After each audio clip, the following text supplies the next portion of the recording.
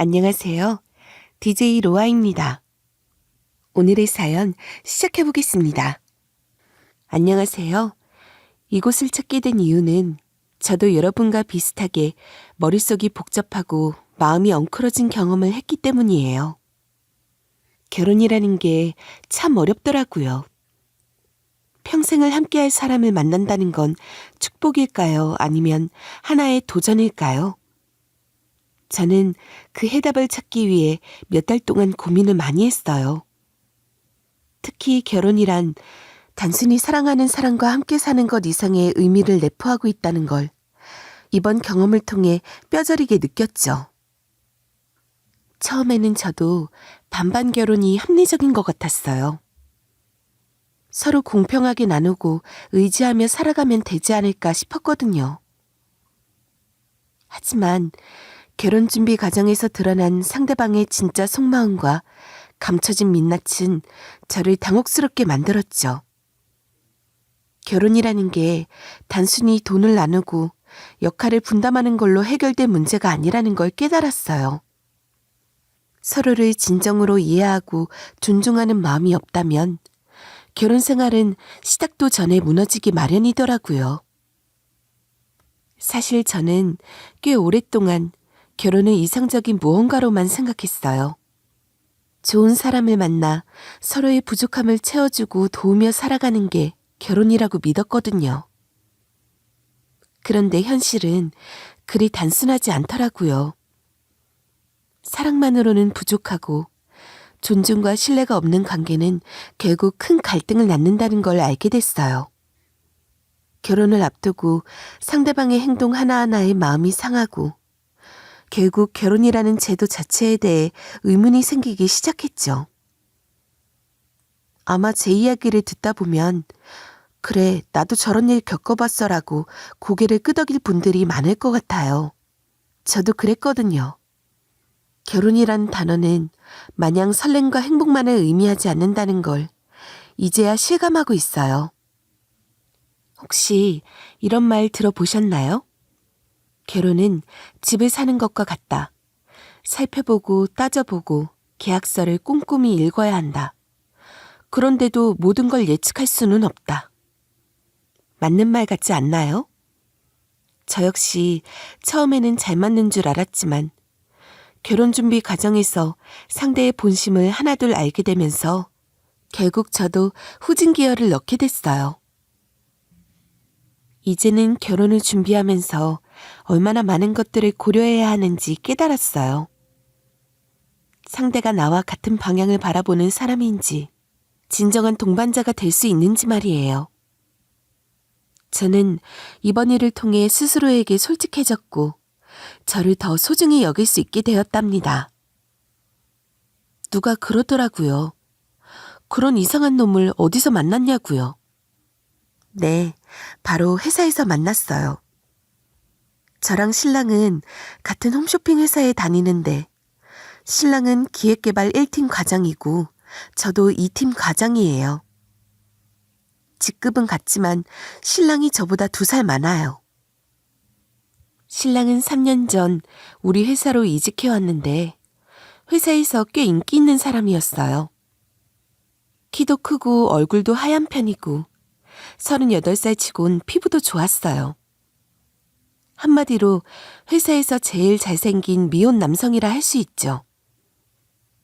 언제나 좋은 향이 은은하게 풍기는 향수를 써서 신입 여직원부터 이사님들까지 이상형 월드컵 하면 1등이었거든요.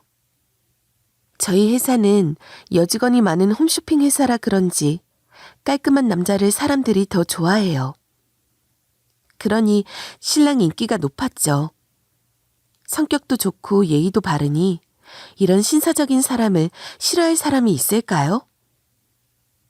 게다가 아이템 회의 때 보면 창의적인 생각도 많고 능력도 좋아 보였어요. 그런데 저는 신랑과 대화를 오래 나눌 기회가 없었어요. 솔직히 너무 멀끔한 사람이 부담스럽기도 했고요. 워낙 호감형이라 여자친구가 없을 리도 없을 것 같아서 괜히 마음을 주기 망설였거든요.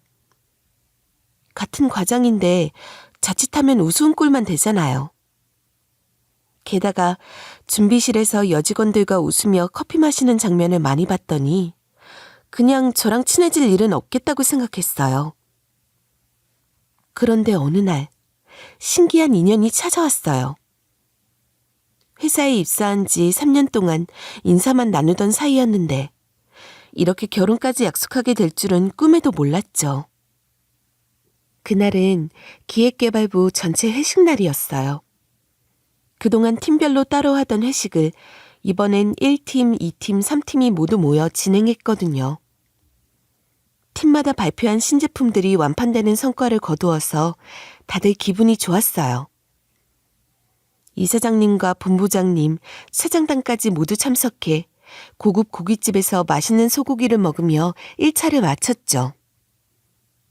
1차가 끝나고 남은 팀장과 과장끼리 2차로 와인바에 갔어요. 오랜만에 입사 동기들과 팀장님, 그리고 학교 선배님까지 만나 허심탄회하게 이야기를 나누게 되었죠. 대부분 여자였고 남자는 신랑과 3팀 과장뿐이었지만 다들 결혼정년기라 대화가 자연스레 결혼 이야기로 흘러갔어요. 대리님들하고 직원들은 어디로 갔대요? 우리도 같이 가지. 임원도 아닌데. 우릴 좀 씹으려고 따로 소주 마시러 갔겠지 뭐. 걔네 MZ세대잖아. 우리랑 마시고 싶겠어? 그러고 보니 와인바에 모인 사람들은 대부분 30 중반에서 40 사이, 결혼했거나 결혼을 앞둔 사람들이었어요. 그때 3팀 팀장이 입을 열었어요.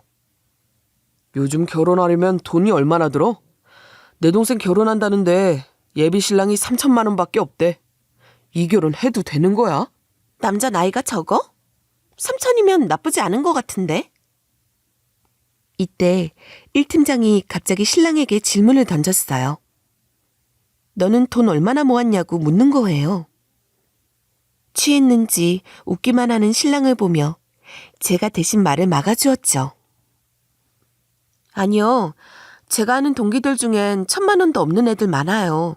빚 없이 사는 것만으로도 다행이죠. 학자금 대출 갚아야 하고 독립하면 집 얻어야지, 생활비 내야지, 차도 있어야 하는데요. 3천만 원이면 많이 모은 거예요. 결혼하라고 하세요. 그렇지. 요즘 남자만 돈 모아야 하는 법 없잖아. 안 과장, 그렇죠? 네, 맞아요. 여성분들도 소비 많이 하잖아요. 명품 가방이나 구두 같은 거요. 저희 누나도 명품 사느라 돈 못 모으고 시집 갔어요. 명품 팔아도 중고라 돈이 안 되죠.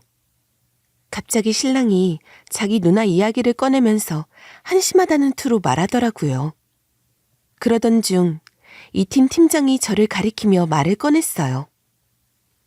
우리 혜영 과장은 1억 넘게 모았대요. 게다가 회사 근처에 전세까지 있다니까. 순식간에 사람들 시선이 저에게 쏠렸어요. 예전에 선배님께 예금 관련 조언을 구하다가 제가 모은 돈 이야기를 했던 게 기억났죠. 김혜영 과장처럼 알뜰한 여자가 어디 있어요? 최고의 신부감이죠. 여기 미혼 남성분들 혜영 과장 놓치지 마세요.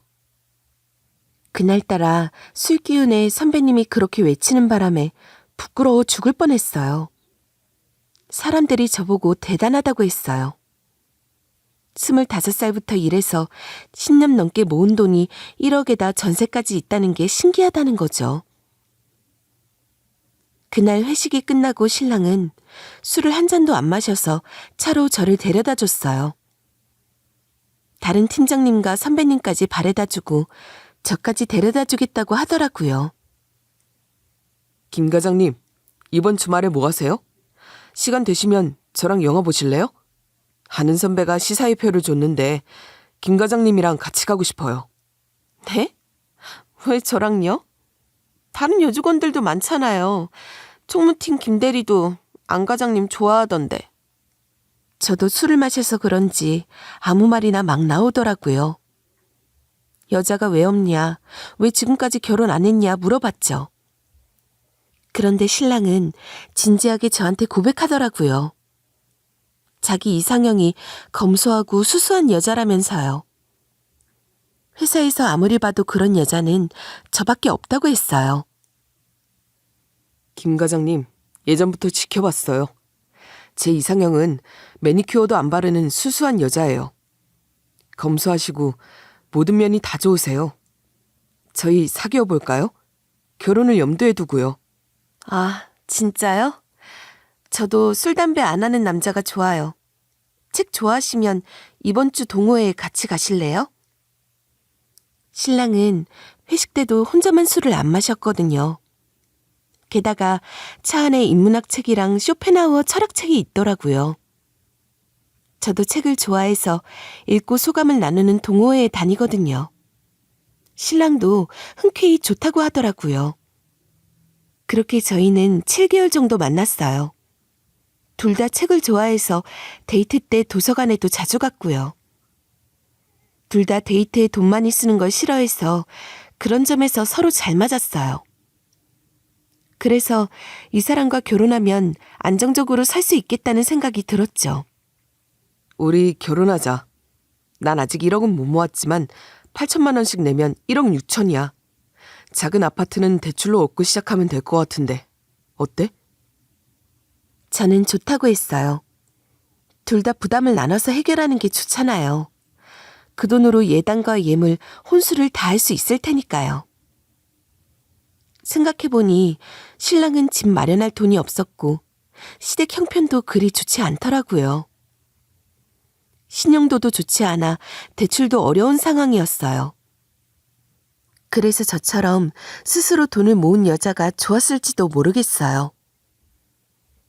그럼에도 신랑은 저한테 정말 잘했어요. 매일 도시락을 싸와서 같이 먹고 잠자기 전엔 전화로 책도 읽어줬죠.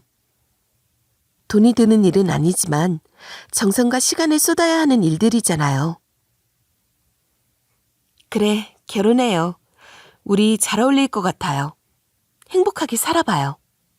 대신 저한테 거짓말하면 안 돼요. 예전에 사귄 남자가 거짓말을 해서 트라우마가 남아있었거든요. 신랑은 고개를 끄덕이며 알겠다고 하더군요. 신랑이 우리 집에 인사를 왔는데 가족 모두 마음에 들어 했어요. 준수한 외모에다 회사에서처럼 매너 있고 다정한 모습을 보이니 다들 좋아했죠. 첫인상이 좋으니 엄마도 흡족해 하셨어요. 반반씩 정확히 돈을 나눠서 결혼 준비를 한다는 것도 신기하다고 하셨어요. 그런데 신랑이 가고 난 뒤 남동생이 한마디 하더라고요. 둘이 친구도 아니고 결혼이 무슨 장사도 아니잖아. 누나가 더 많이 냈어도 될 텐데 너무 반반씩 나누자고 한 거 아니야? 저 사람 누나 진짜 좋아하는 거 맞대?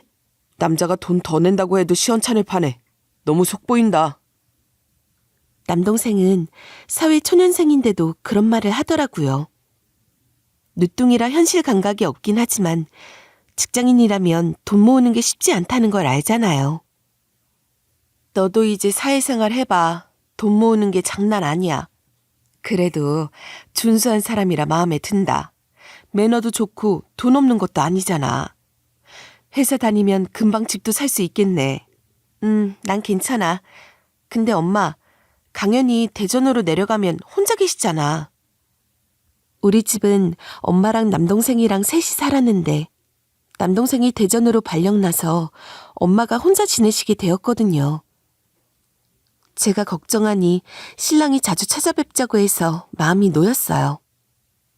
그래서 신랑에게 용기를 내어 제 의견을 말했죠. 자기야, 엄마가 혼자 사시니까 내가 모아둔 돈 중에서 생활비를 좀 드리려고 해. 결혼 후엔 따로 드리진 않을 거고. 괜찮지? 제 돈이긴 하지만 이제 함께 살아갈 사람한테는 미리 말하는 게 맞다고 생각했어요. 자기 하고 싶은 대로 해. 결혼 후엔 우리도 대출금 갚느라 돈이 많이 들어가니까 미리 드리는 것도 좋네. 말해줘서 고마워. 그 말을 들으니 마음이 참 좋더라고요. 사람을 제대로 고른 것 같았어요.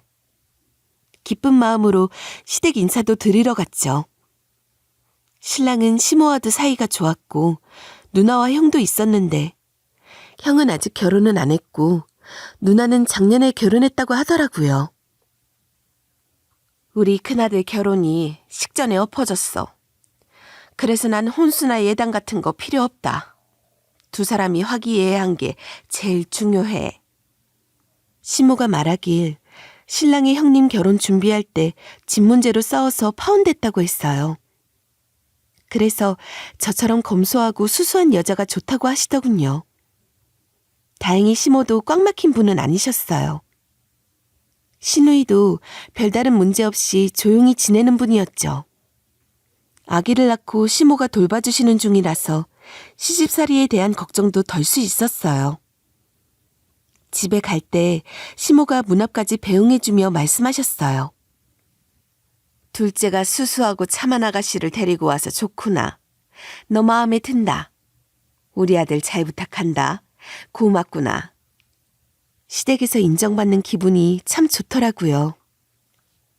그때는 정말 행복했어요. 시간이 흘러 돌아보면 그 시절로 다시 가고 싶기도 하지만요. 각자 인사도 드리고 상견례도 무사히 마쳤어요. 양가 아버지가 안 계셨지만 분위기는 편안했죠. 회사에선 저희가 사귄다는 소문이 퍼졌어요.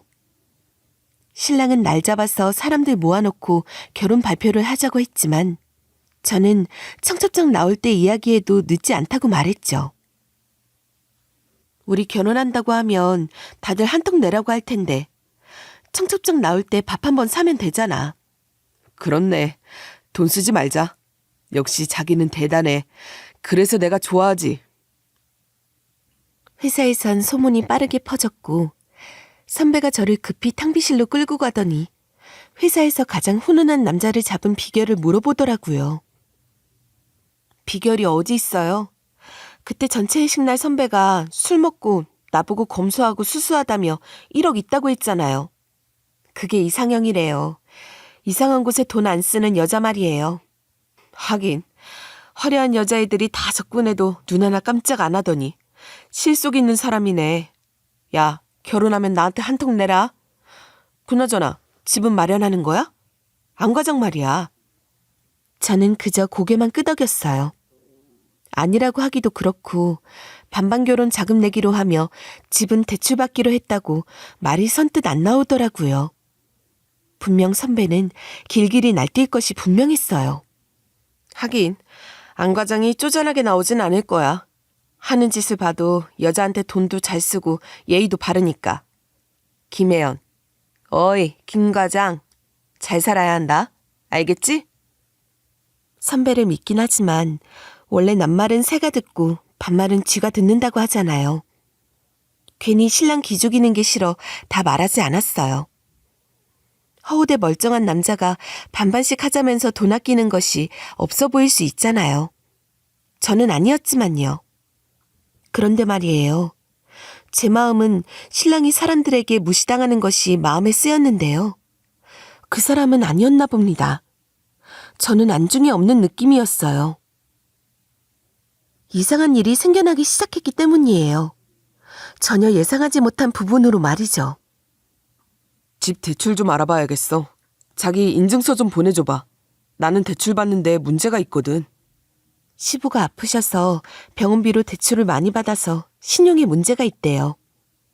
물론 그 대출 비용은 형님과 누님이 반반씩 내기로 했고 자기는 대출만 받아주면 된다고 하더라고요. 결혼 후에 들어갈 대출금은 없다고 했습니다. 누나와 형한테 확인받을 수도 있다며 형제끼리 나눈 대화방까지 보여줬어요. 신랑 말이 다 맞더라고요. 그런 점은 고마웠어요. 결혼하고 나서 대출금이나 빚이 있으면 문제가 될 테니까요. 믿어. 그리고 그런 게 좀 있으면 어때? 심각한 수준이 아니면 되지. 너무 스트레스 받지 마. 저는 신랑이 그런 것에 너무 민감하니 오히려 감싸주고 싶었어요. 대출도 쉽지 않다는 것이 38살 직장인에게는 의기소침한 일이잖아요. 직장도 튼튼한데 말이에요. 저는 인증서를 두말 없이 보내줬어요. 이런 것도 왜냐고 따지면 오히려 상처를 줄까 봐요. 하지만 인증서가 다른 방향으로 문제를 일으켰습니다. 점심시간 10분 남겨놓고 일을 닫다가 신랑에게 걸려온 전화를 받고 시겁했어요. 내가 확인해봤는데 도저히 이해가 안 가네? 이게 뭐야? 신랑은 인증서로 제 예금 계좌의 입출금 내용을 본 거예요. 왜냐고 물어보기도 전에 화를 크게 내니 제가 난감하더라고요. 신랑 성격은 회사에서나 저한테 단 한 번 화를 낸 적이 없는 사람이었거든요. 갑자기 전화가 오더니 다짜고짜 소리부터 지르는 겁니다. 까딱하면 욕을 할 수도 있겠구나 싶었어요.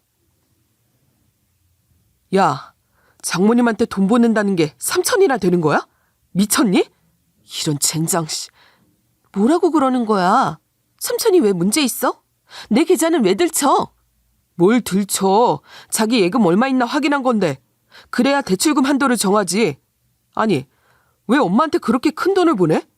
내가 아무리 반반씩 하자고 했지만 자기 돈 더 있으면 우리 결혼에 보태야지. 안 그래? 평소에 검소하다며? 근데 무슨 돈 3천을 나랑 상의도 없이 보내냐고, 어? 정말 쉴 틈도 없이 저한테 윽박 지르는데 저도 정신이 하나도 없더라고요. 엄마한테 생활비 하라고 3천을 한꺼번에 드린 걸 트집 잡는 거예요. 그 전에 제가 생활비 드려도 되냐고 같이 상의도 했잖아요.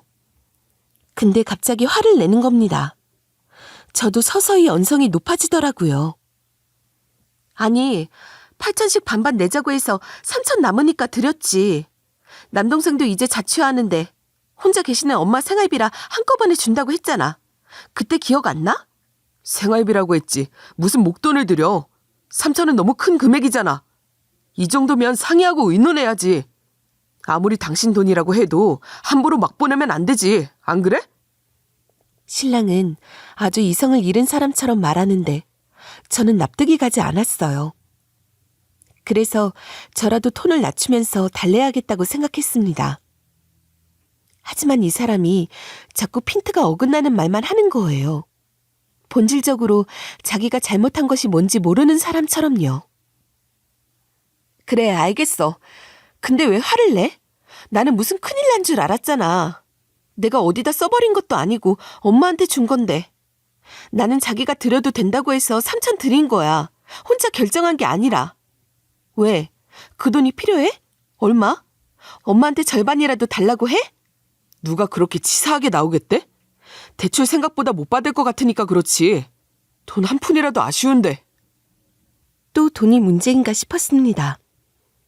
직장이 비정규직도 아니고 대부분 10년씩 다녔는데 신용이 문제가 있기도 어렵거든요. 저는 한번 참기로 했어요. 돈 때문에 신랑 기죽이기 싫었거든요. 저기, 지금 내가 사는 집 그냥 살아도 되니까 대출 못 받으면 여기서 신혼 시작하자. 전세이긴 한데 집주인이 몇 년 더 살아도 된다고 했어. 아는 사람이라. 그러니까 너무 대출에 신경 쓰지 말라고. 제가 달래는 말투로 나오자 신랑의 목소리가 확 줄어들었습니다. 그러더니 미안하다고 하더라고요. 갑자기 소리 질러서 말이죠. 그게 아니라 결혼에는 돈이 많이 필요해. 목돈은 정말 중요하다고. 내가 이따가 장모님 만나서 돈 다시 돌려달라고 해도 돼? 일단 목돈은 우리가 갖고 나중에 생활비 30만 원 정도 장모님께 드리면 되잖아. 응? 저는 싫다고 하려다가 생각해보니 엄마가 큰돈 부담스럽다고 한 말이 떠오르더라고요. 매달 30 지원하는 것도 나쁘지 않은 방향이라 알겠다고 했죠. 신랑은 아까 화내서 미안하다고 계속 사과하더라고요. 이 정도는 결혼 준비하면서 발생할 수 있는 다툼이라고 여겼어요. 그래서 신랑을 지켜보기로 했는데요. 밤에 자려고 누웠는데 엄마가 전화가 왔어요. 신랑이 친정으로 찾아왔더래요. 엄마 좋아하는 티라미수 케이크를 사들고 말이죠. 신랑이 다정하게 엄마를 잘 설득했나 봅니다. 안서방이 3천만 원 꼭 필요하다고 해서 다시 전해주려고 아주 간곡하게 부탁하더라. 자기는 아버지 병원비 때문에 대출받기 어려우니 혜연이 도움을 받을 건데 한 푼이라도 아쉽대. 그러면서 결혼 후에 월 30씩 생활비 보조 받기로 했다. 그런 줄 알아. 너무 안서방한테 화내지 말고. 엄마 기분 괜찮아? 돈 줬다가 다시 가져가는 게 어딨어. 암튼 죄송해요. 아니야, 괜찮아. 안서방이 울먹거리면서 죄송하다고 하던데 우리도 너희 아빠 아파서 잘 알잖아. 병원비가 티도 안 나게 많이 들어. 그래서 잘난 남자가 그 나이 때까지 결혼 못했나 보다. 그러니 너도 너무 뭐라고 하지 마. 앞으로 너랑 나한테 잘할 거래. 엄마를 어떻게 달랬는지 오히려 제가 융통성 없게 목돈을 덥석 준 사람이 되어버렸어요. 그날 자기 전 신랑이 집 앞까지 찾아왔어요. 장미꽃다발을 주더라고요. 그동안 꽃은 돈 아깝다고 사준 적이 없었는데 말이에요. 비싼 걸 왜 사왔냐고 했더니 신랑이 그저 미안하다고 했어요. 이렇게 풀어주니 저도 넘어가 버렸습니다. 생활비 보조를 약속받으니 오히려 마음이 편했어요. 3천만 원 신랑 몰래 주기보다는 당당하게 신랑이 엄마에게 월 30만 원씩 주는 게 보기도 좋으니까요. 저는 신랑이 화낼 때 참길 잘했다고 생각했어요. 솔직히 내 돈 내가 쓰는데 왜 저럴까 싶었지만 결혼이라는 게 이렇게 서로를 이해해야 하는 과정이라고 생각했거든요. 하지만 제가 너무 장밋빛으로 결혼을 바라보았나 봐요. 제대로 뒤통수를 맞고 말았습니다. 예비 신랑한테 말이에요. 며칠 후 아침 회의를 끝내고 제 책상으로 돌아오니 문자가 하나 도착했어요. 엄마가 돈을 저한테 보내지 않고 신랑에게 3천을 줬다는 내용이었습니다. 자기가 급하게 쓸 때가 있다며 엄마에게 자기 계좌로 보내라고 했대요. 물론 저도 결혼비용 8천만 원을 신랑에게 보내둔 상태라 돈이 없을 리 없지만 저는 외근 나간 신랑에게 전화를 걸어봤지만 받질 않더라고요. 그리고 퇴근할 때 갑자기 시모에게 전화가 왔습니다. 고맙다, 고마워. 내가 받아도 되는 건 줄 모르겠다. 네가 결혼 선물로 차를 줄진 몰랐어. 네? 어머니, 그게 무슨 말씀이세요? 차라니요? 준범이가 그러는데 3천만 원 네가 줬다고 하던데? 혹시 예단값이니? 요새 우리 손주 유치원 데려다 줘야 하는데 차가 생기면 좋겠다 했더니 준범이가 사라고 추더구나. 너랑 합의된 부분이라고 하던데 아니야? 알고 보니 신랑이 저희 엄마에게 돌려받은 돈에 할부까지 얹혀 시모차를 뽑아줬더라고요. 돈 3천을 과감하게 시모에게 보냈다는 겁니다. 속에서 아까 마신 커피가 올라오는 것만 같았어요. 그날은 일을 어떻게 끝냈는지 기억도 안 나요. 저기 멀리서 신랑이 사무실로 들어오는 모습이 보였습니다. 심지어 저한테 손도 흔들더라고요.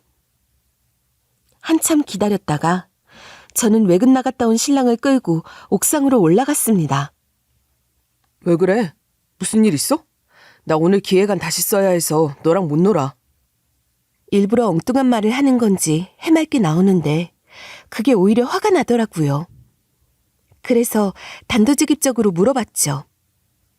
어머니 찾아줬어? 내 돈으로? 그건 아니잖아. 내 돈 3천을 그렇게 쓰면 어떡해? 그거?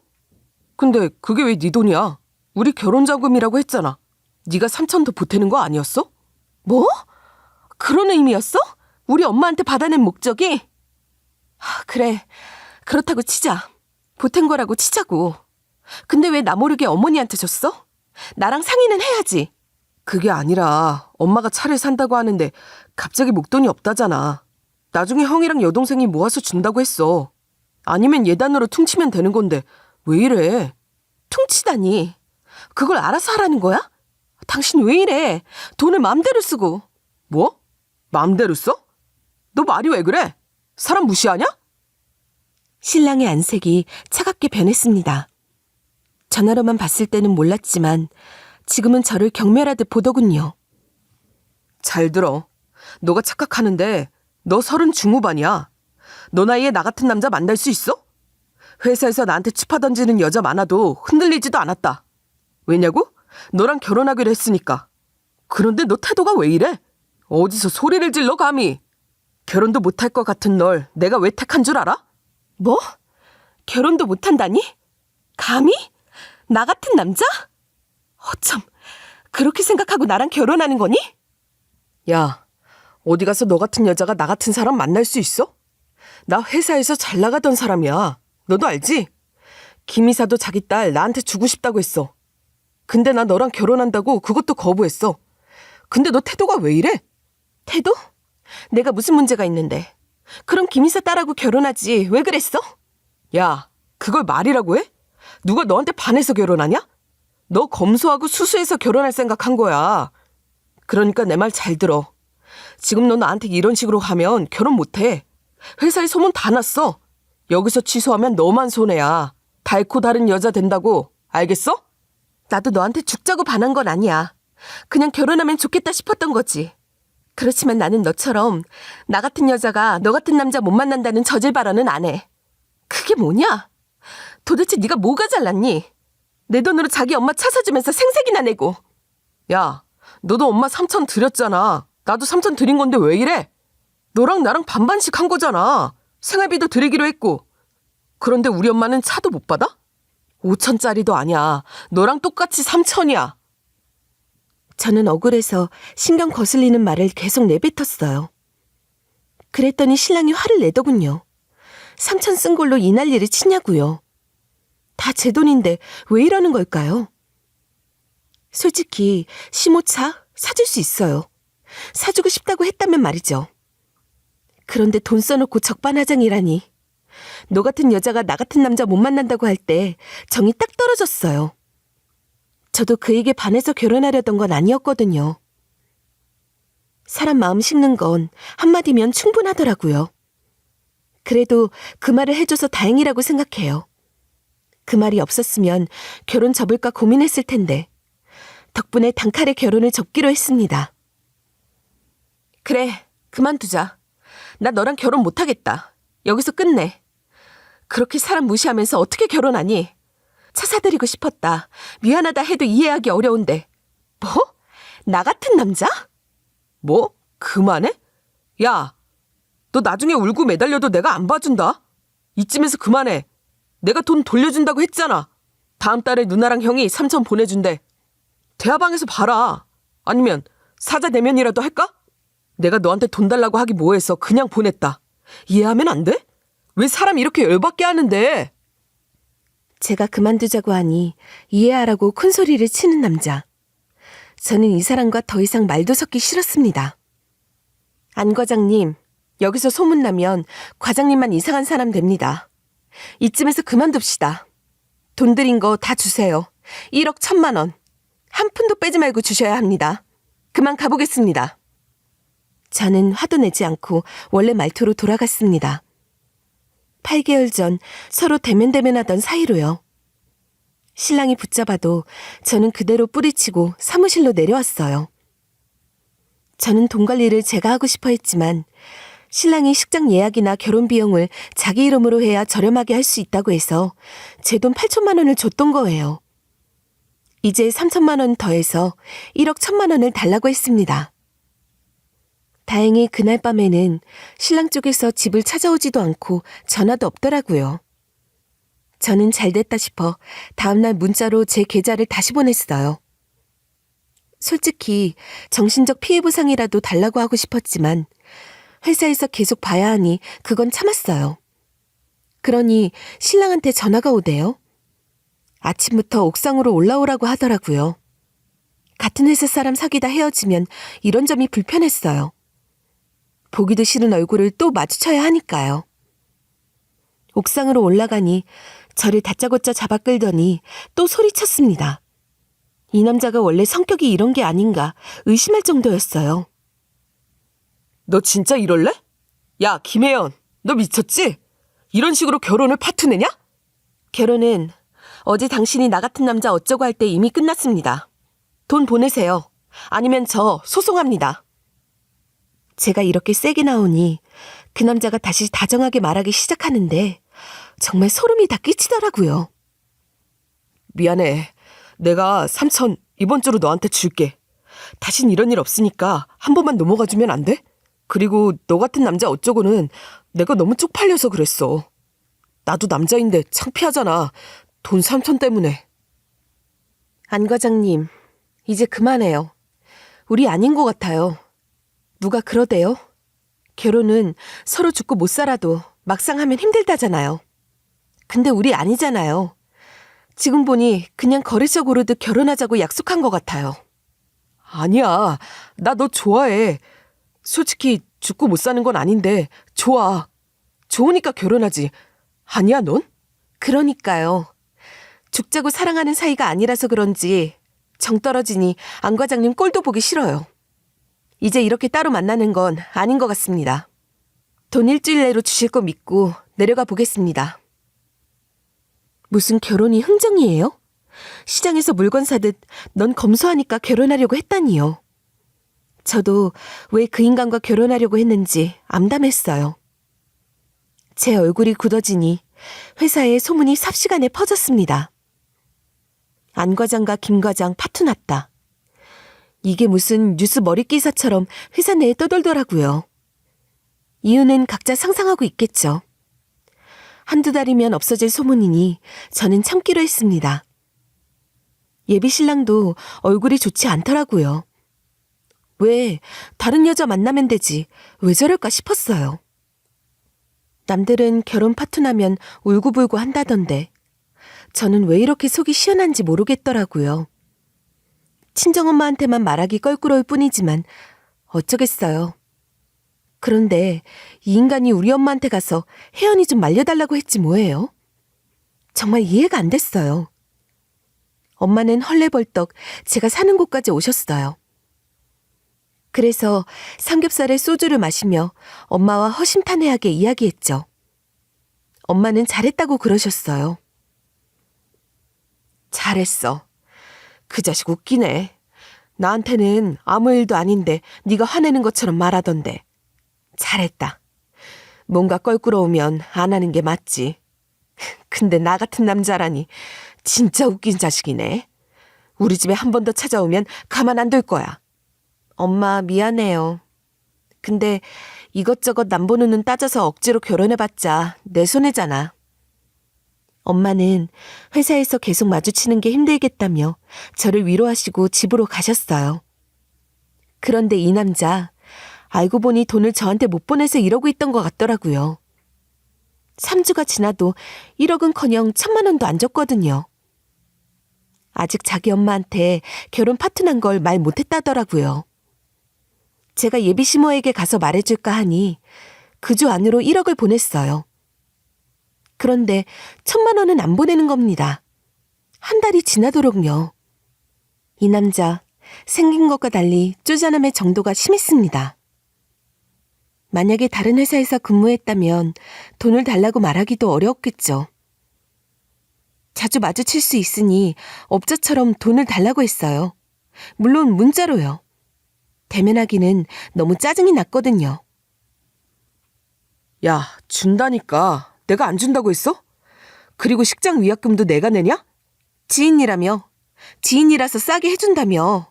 거짓말 좀 그만해. 1,000만 원 이번 주까지 안 갚으면 알아서 해. 그것도 그거지만 차 말이야. 새 차 바로 감가되잖아. 내가 되팔아도 감가 보상은 해줘야지. 이 결혼 그쪽이 파투 내는 건데. 이러는 게 아니겠어요? 이제와 보니 그 1,000만 원을 안 돌려주고 싶은가 봅니다. 이 남자 진짜 이상한 사람 아닌가요? 결국 750만 원만 보내고 문자가 날아왔어요. 모든 책임은 너야. 네가 장모한테 3천 안 보냈으면 이런 일 없었어. 나도 반반씩 한 건데 왜 내가 다 덮어쓰냐고. 새 차 감가되는 거 알면 벌써 500만 원 손해니까 반반 나눠서 250을 뺐다. 이러는 겁니다. 정말 어이가 없었죠.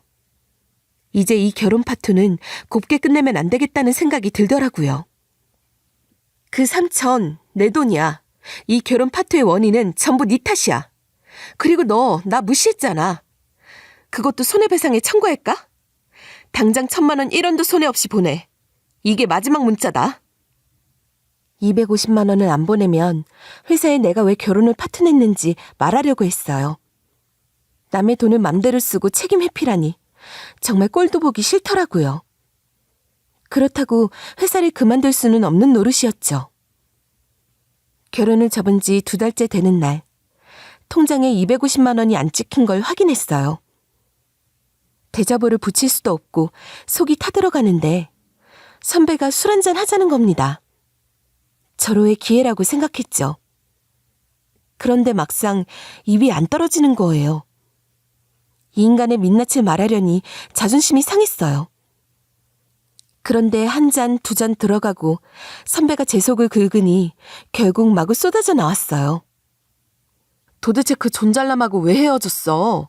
그 정도 남자 못 만나. 괜히 너만 손해봤잖아. 37인데 이제 그래서 시집 가겠어? 아니, 선배도 그렇게 생각해요? 내가 그 자식 같은 남자 다신 못 만나요? 왜요? 선배도 나 무시해요? 선배가 그날 1억 얘기해서 이사달이 났는데 왜 그러세요? 저 그 자식보다 더 좋은 남자 만나요. 그 사람 진짜 아니라니까요. 선배의 열받는 말에 저는 소주 한 잔 걸치면서 그동안의 사연을 말했어요. 다 듣고 나더니 선배가 미친놈이라고 소리를 지르더라고요. 야, 반반씩 하자고 할 때부터 하지 말았어야지. 40 다 된 놈이 무슨 8천만 원 타령이야. 그때 3천 가지고 3팀 팀장 동생하고 결혼하려던 놈은 29이었어. 하여간 안 과장, 그 인간 뭐야? 그 조건에 결혼해준 걸 감사하게 여겨야지. 누구 돈을 마음대로 써? 그래놓고 안 갚아? 250만 원을 덜 준다고? 선배는 자기가 괜히 1억 얘기해서 똥파리가 꼬였다고 미안하다며 계속 사과를 했어요. 저는 그런 사과도 듣기 싫더라고요. 막상 예비신랑과의 관계를 끝났다는 이야기를 하고 나니 걱정도 되기 시작했어요.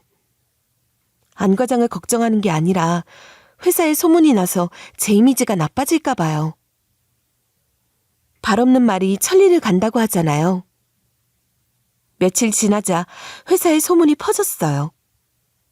안 과장의 실체와 저와 결혼 파트난 사연을 모르는 사람이 없더라고요. 출근할 때마다 힘내라는 말을 듣고 사무실 책상에는 커피랑 먹을 게 놓여 있더라고요. 안 과장이 놓친 게 하나 있었죠. 여긴 여자 직원이 많은 회사라는 거예요. 다들 제 일처럼 저를 위로해줬어요. 물론 어울리지도 않는 남자를 만나더니 꼴 좋다는 사람도 있었지만 대부분 안 과장을 좋게 봤던 터라 충격이 컸던 것 같아요. 김 과장, 안 과장 개발본부장실로 올라갔대. 아직 250만 원 안 갚았지? 네, 죽어도 안 줄 모양이던데요. 왜 본부장 호출이에요? 왜긴 왜야. 네 돈 안 준다고 내가 본부장한테 말했지. 본부장 성질 좀 돋궈놨어. 본부장 딸도 이번에 결혼 파투 났거든. 기다려. 선배가 네 돈 다 받아줄게. 1시간 뒤 진짜로 250만 원이 입금됐어요. 치사하게 굴지만 않았어도 제가 선배한테 말하지 않았을 거예요. 그런데 퇴근길 주차장에서 저를 노려보는 사람이 있더라고요. 한때 같이 살아볼 생각을 했던 안 과장이었습니다. 네가 말했냐? 치사하게 본부장한테 일렀냐? 그러고 싶냐? 너 파트 난 거 소문내고 싶냐고. 그래서요? 그리고 말 높이세요. 저랑 급이 같은데요. 제가 그랬다는 증거 없잖아요. 선배한테는 말했어요. 자꾸 물어보니까. 그 다음에는 저도 몰라요. 그러니 끝까지 치사하게 굴지 마세요. 그리고 업무 외적으로는 절대 말 걸지 마세요. 그게 그 사람과 나는 마지막 사적 대화였어요. 이후로 예비신랑 주변에는 여직원들이 싹 사라졌습니다. 다들 뒤에서 씹기 바빴거든요. 같은 회사 직원과 결혼까지 약속했는데 그 돈으로 차를 사고 나 잘났으니 결혼 못하면 네 손해라고 하던 사람이니 누가 말하고 싶겠어요. 남자 직원들도 아무도 그에게 사적으로 말을 걸지 않았어요. 게다가 그 사람이 제안한 신제품이 잘 팔리지 않으니 결국 회사를 옮기고 말았어요. 주차장에서 그 일을 겪은 후로는 저와 눈도 마주치지 않더라고요. 시간이 지나면서 저의 시련도 사람들 기억 속에서 잊혔고 선배도 다른 회사로 이직했어요. 그러다 우연히 전화가 왔는데요. 혜연아, 내가 친구한테 들었는데 그때 안 과장 기억나지? 홈쇼핑 말고 인터넷 쇼핑 회사에서 일하고 있대. 새로운 회사에 취직이 안 돼서 결국 아무 데나 들어간 것 같아. 연봉도 반토막 났대. 반토막이요? 어쩌다가요? 능력이 없는 것도 아닐 텐데요. 야, 소문이 무서운 거야. 여자 돈 3천 떼어 먹으려고 했다고 업계에 소문이 파다하게 났대. 그 남자 이제 40인데 돈도 없고 결혼은 어떻게 하냐? 그 잘 나가던 외모도 한물 갔대. 역시 나이는 못 속여. 그나저나 넌 결혼한다며? 네, 그렇게 됐어요. 결혼식 전에 남편 될 사람하고 식사 한번 해요, 선배. 전화를 끊고 반토막이라는 말에 피식 웃고 말았어요. 그 사람 그렇게 반반씩 나누는 걸 좋아하더니 결국 연봉도 반토막이 났네요. 역시 사람은 죄 짓고 살면 안 되나 봅니다. 돌이켜보면 마음이 참 복잡했던 시간이었어요. 결혼이라는 게 단순히 누군가를 사랑하는 것만으로는 부족하다는 걸 이번에 뼈저리게 배웠거든요.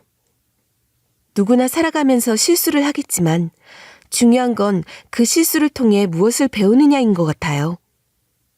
저도 이번 일을 계기로 저 자신을 좀 더 깊이 들여다보게 되었고 앞으로 어떤 선택을 해야 할지 명확하게 알게 되었답니다. 비 온 뒤에 땅이 굳는다는 속담이 있잖아요. 진짜 딱 맞는 말 같더라고요. 이번 경험은 정말 고되고 아픈 시간이었지만 그 덕에 제 마음이 더 단단해진 걸 느꼈어요. 결국 이렇게 결혼을 접으면서 제 삶의 우선순위와 가치관을 다시 정리하게 된 거죠. 남들 눈에 맞추기 위해 억지로 맞는 척하는 결혼이 얼마나 무의미한지도 깨달았고요. 사실 처음에는 내가 괜히 예민하게 군 걸까? 하고 스스로를 의심했던 적도 많았어요. 그런데 돌이켜보니 제가 틀린 게 아니더라고요. 관계에서 중요한 건 누가 더 많이 내느냐, 누가 더 손해보느냐가 아니라 서로 얼마나 존중하고 이해하느냐였던 거죠. 저는 제가 잘못된 선택을 한 게 아니라 더 나은 길을 선택한 거라고 확신해요. 솔직히 주변에서 들려오는 소문과 사람들의 말도 처음엔 신경이 많이 쓰였어요. 하지만 이제는 남의 시선에 휘둘리기보다 제 마음이 시키는 대로 살아가기로 했어요. 결혼 준비를 하면서 제가 뭘 원하는 사람인지, 어떤 기준을 가지고 살아가야 하는지 더 명확하게 알게 되었거든요. 이젠 남들이 뭐라고 하든 제가 제일 중요하게 생각하는 가치에 따라 선택할 겁니다.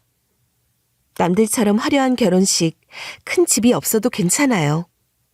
저를 이해해주고 제 마음을 소중하게 여겨주는 사람과 함께할 수 있다면 그게 더 큰 행복이잖아요. 앞으로 어떤 사람을 만나든 간에 이제는 절대 돈이나 조건으로 관계를 따지지 않으려고 해요. 서로 진심으로 아끼고 존중하는 마음이 없다면 아무리 좋은 조건을 가진 사람이라도 소용없다는 걸 뼈저리게 깨달았거든요. 그래서 다음번엔 제 마음에 귀를 기울이며 진짜 소중한 사람을 만날 거예요. 이번 일 덕분에 저도 참 많은 걸 배웠어요. 실망스러운 사람을 만나서 마음고생도 했지만 덕분에 저 자신을 더 사랑하게 되었어요. 내가 나를 사랑하지 않으면 아무도 날 사랑해주지 않는다는 말을 이제야 실감하겠더라고요.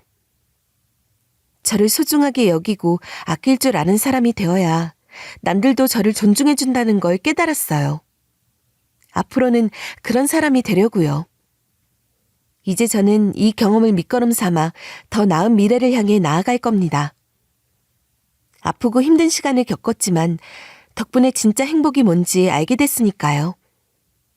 그리고 또 하나 다짐한 게 있어요. 앞으로는 절대 누구와도 반반씩 나눈다는 생각을 하지 않기로 했어요. 반반 결혼도 그렇고 반반 사랑도 그렇고 결국 누구 한 사람은 손해를 보고 다른 한 사람은 이익을 보는 식이 되더라고요. 그보다는 서로 최선을 다해 주고받는 관계를 만들어가고 싶어요.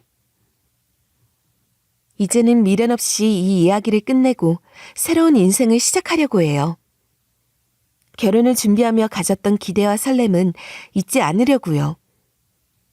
그 마음을 가지고 더 좋은 인연을 만나 행복한 미래를 만들어 갈 겁니다.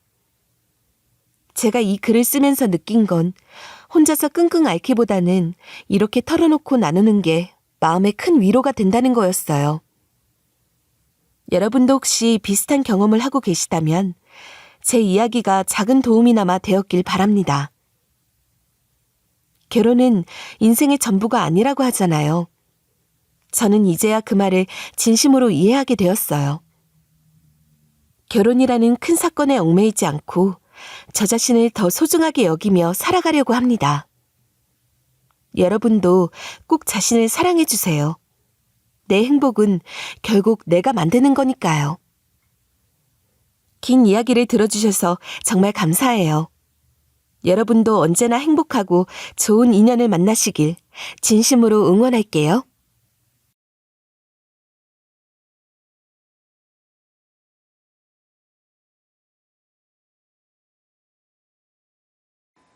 안녕하세요. DJ 서영입니다. 오늘의 사연 시작해 보겠습니다. 안녕하세요. 초등학생인 아들, 딸 키우는 40대 여성입니다. 10손가락 깨물어 안 아픈 손가락은 없지만 유독 아픈 손가락이 있다는 말을 들어보신 적이 있으신가요? 제가 아이를 한 명만 낳았다면 이런 말을 이해하지 못했을 거예요. 연년생의 자녀 둘을 낳아서 키워보니 조금 더 애정이 가는 자식이 있기 마련이더라고요. 그렇다고 해서 아이들을 편애하면서 키우진 않았습니다. 잘하든 못하든 제 자식이었으니까요. 그런데 저희 시어머니는 저와는 다른 생각을 하는 분이었어요. 시어머니와 생각이 달라도 남편과 제 마음 한뜻이었다면 이혼을 선택하진 않았을 것 같아요.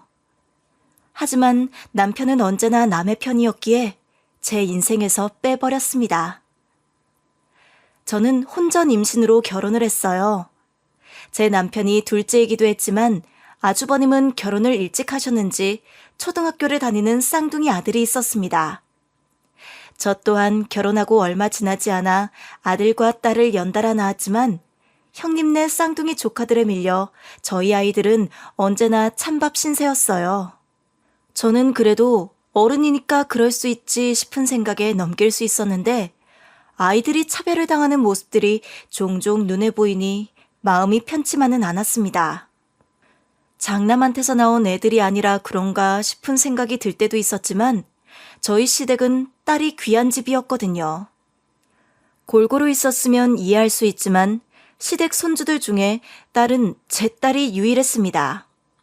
그래서 저도 내심 이전과 조금은 달라지는 태도가 있지 않을까 싶었는데 저희 아들보다 딸을 더 거들떠보지도 않으셨어요.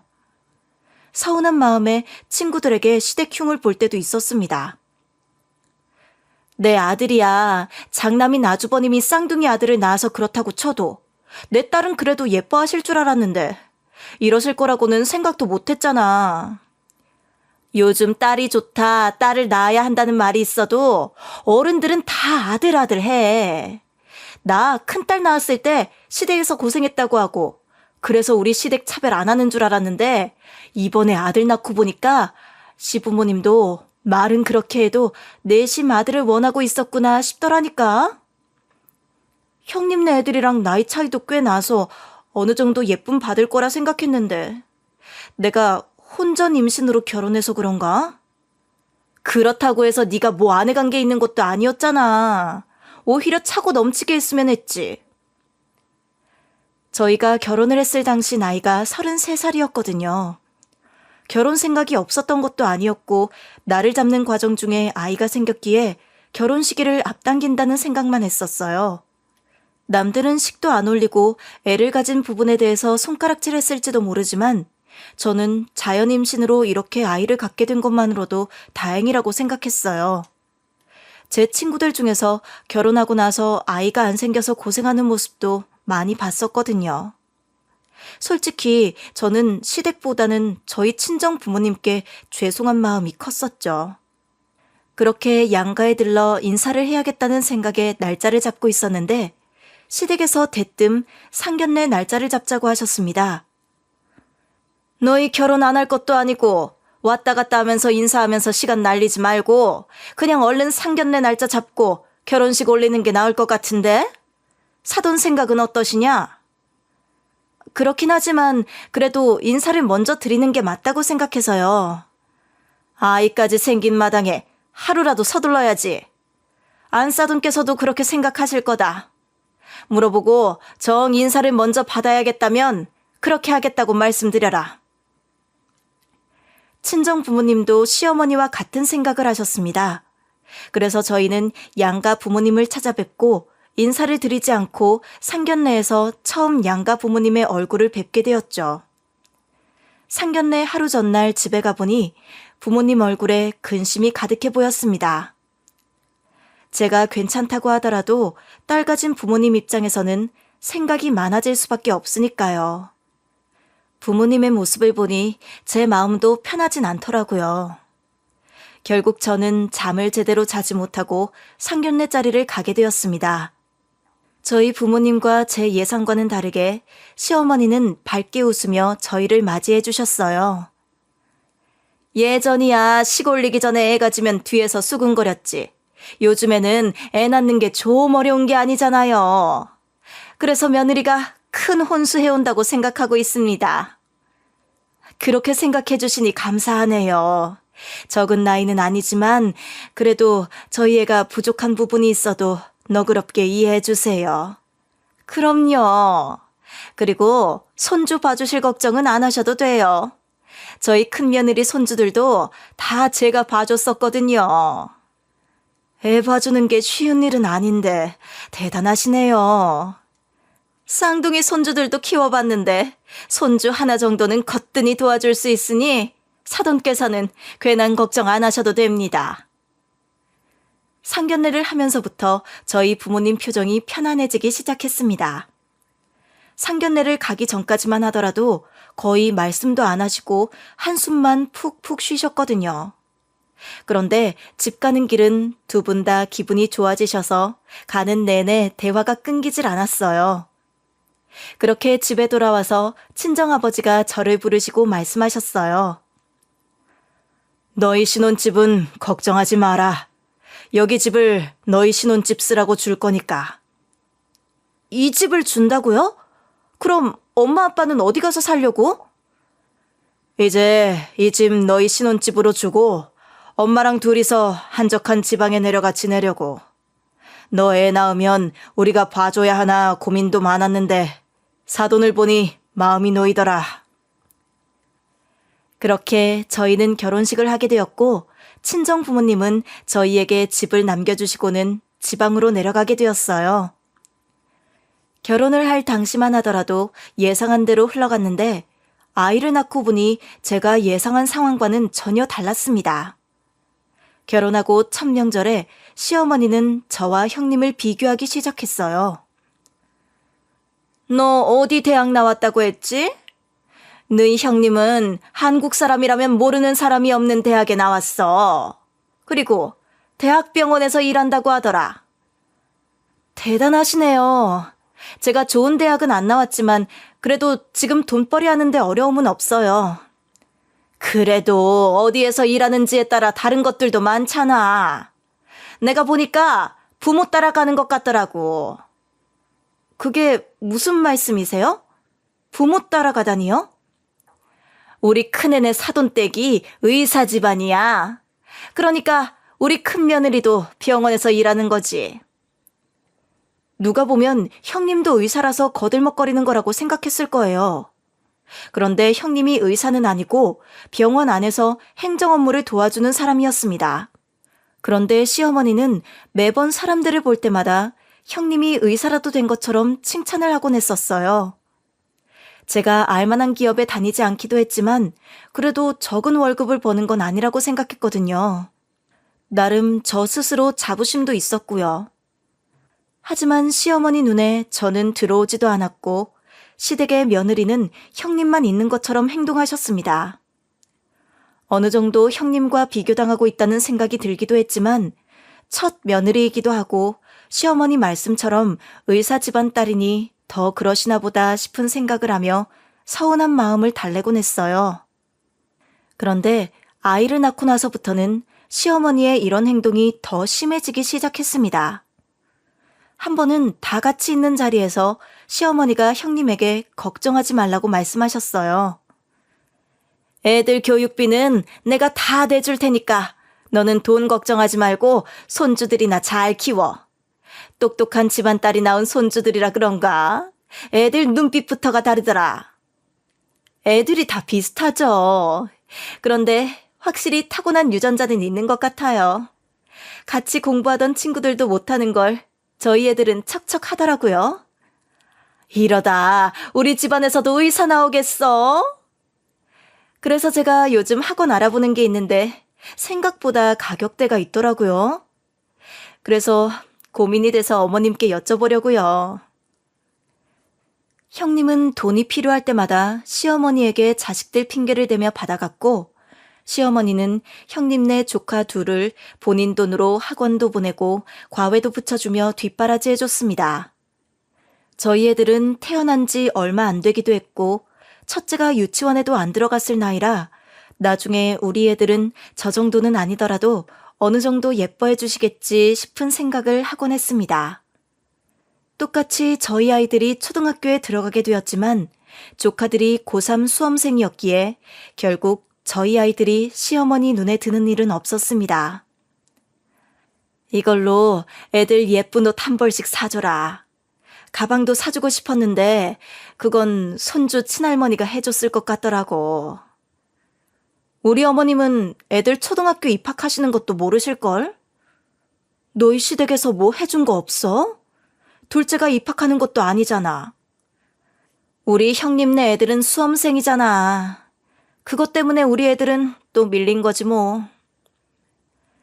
저희 부모님은 첫 손주 입학 선물이라고 돈도 챙겨주시고 옷 선물도 해주셨는데 시댁에서는 어떠한 것도 받지 못했습니다. 할머니라고 해서 손주들 입학 선물을 꼭 챙겨줘야 하는 것도 아니고 챙겨주면 감사한 거고 아니라고 해도 섭섭한 티를 낼 수는 없다고 생각했어요. 그래서 남편에게 푸념 정도로 서운한 마음을 달랬습니다. 그리고 얼마 안 돼서 조카들의 대학 입학 소식을 듣게 되었어요. 조카들 이번에 의대 붙은 것 같더라고. 그래서 엄마가 다 같이 모여서 밥 한번 먹자고 하더라고. 그 힘든 의대를 보내시긴 했네. 우리 애들이 의대를 가더라도 어머님이 우리 애들을 형님네 애들처럼 예뻐할 일은 없겠지. 첫 손주가 특별하다잖아. 그리고 우리 엄마도 다른 사람들처럼 사자 직업을 가진 손주가 생겨서 자랑하고 싶은 마음에 더 그러시는 걸 거야. 시간 지나면 우리 애들도 예뻐해 주시겠지. 조카가 의대에 합격한 건 축하할 일이지만 그것 때문에 내 자식이 또 주목받지 못할 거라는 생각에 축하하는 마음 반, 우리 애들에 대한 걱정스러운 마음 반이 엉켜 있었어요. 이런 제 속도 모르는지 남편은 조카 대학 입학 축하 선물을 하자고 하더라고요. 대학교 들어가면 가방 같은 거 하나 사다 주면 되려나? 요즘 애들은 뭘 좋아하지? 그걸 왜 우리가 사줘? 우리 애 초등학교 들어간다고 가방은커녕 선물 하나 받은 게 없는데. 초등학교랑 대학교랑은 다르지. 그리고 우리가 먼저 해주면 형이랑 형수도 고마운 마음에 더 챙겨줄 수도 있잖아. 형님은 물론이고 아주버님도 저희 애들 키울 때 내복 한 벌 사준 적이 없었어요. 그런데 저희는 쌍둥이 조카들이 중학교에 들어갈 때, 고등학교에 들어갈 때마다 선물을 챙겨줬었거든요. 처음엔 우리 애들이 너무 어려서 받을 일이 없어서 그런가 보다 했는데 큰애가 초등학교에 들어갈 때가 되니 그냥 우리 애들한테 해줄 마음이 없었구나 싶은 생각이 들었어요. 그래서 조카들 입학 선물도 해주고 싶지 않은 마음이 더 컸지만 남편이 똑같이 하면 우리 애들 대학 갈 때 챙겨주는 사람 하나도 없을 거라고 하며 이번에 우리가 먼저 챙겨주자고 하더라고요. 여태까지 챙겨줬음에도 따로 받은 게 없었지만 대학교 입학이기도 했고 다른 곳도 아니고 의대였기에 남편 말을 따랐습니다. 남편은 신나서 백화점까지 가서 조카들 선물을 고르기 시작했어요. 하나도 아니고 둘 선물을 준비해야 하고 똑같은 걸 챙겨줘야 했기에 부담이 되기도 했지만 형님과 똑같은 사람이 되고 싶지 않더라고요. 그래서 남편에게 어떠한 말도 하지 않았어요. 그렇게 저희는 조카 의대 축하잔치에 가게 되었습니다. 서로 인사하고 앉아있다가 올 사람들은 다 온 것 같아서 조카에게 선물을 주려고 했어요. 그런데 형님이 갑자기 벌떡 일어나셔서는 종이를 펼쳤습니다. 이렇게 저희 아들 의대 입학을 축하해주러 오신 분들께 감사하다는 말씀 드리고 싶네요. 그리고 제가 너무 고마운 분께 편지를 하나 썼어요. 어머님, 정말 너무 감사드려요. 형님은 몸을 시어머니 쪽으로 돌려서 편지를 낭독하기 시작했습니다. 편지는 시어머니에 대한 감사하다는 말밖에 없었고 본인이 쓴 편지를 읽으면서 눈물을 흘리더라고요. 그런가 보다 생각하고 넘기려고 했는데 들어보니 참 가관이라는 생각이 들었습니다. 조카들은 3살 때부터 영어 유치원에 들어갔었거든요. 그때부터 시어머니가 형님한테 돈 보태준 내역을 줄줄이 읊는데 저는 감사 편지라기보다는 영수증을 보고하는 것 같다는 생각이 들었어요. 형님네 친정이 의사 집안이라 들었기에 여유도 있을 거라 생각했는데 조카들에 대한 도움은 모두 시어머니에게 받은 것처럼 보였습니다. 저도 시어머니가 형님네 조카들한테만 온 신경을 쏟고 있다는 사실을 알고 있긴 했지만 이 정도일 거라고는 생각지도 못했습니다. 그런데 이렇게까지 시댁의 도움을 받을 동안 친정에서는 하나도 안 해줬다는 사실이 신기하기도 하더라고요.